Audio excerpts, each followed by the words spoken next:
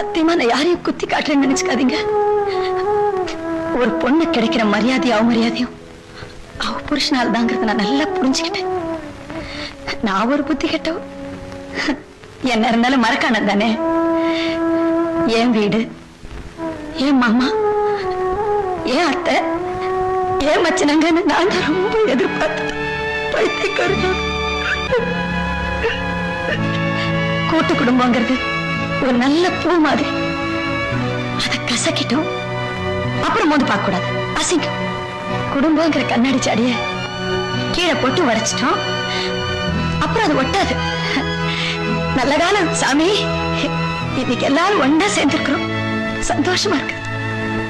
ஆனா இப்படியே ஒரு அடி விலகி நின்னு நீ சௌக்கியமா நான் சௌக்கியம், நீ நல்லா இருக்க நான் நல்லா இருக்கேன், பண்டிகை நாளை கிழமை எல்லாரும் ஒன்னா சேர்ந்துக்கலாம் ஒரு நட்போட.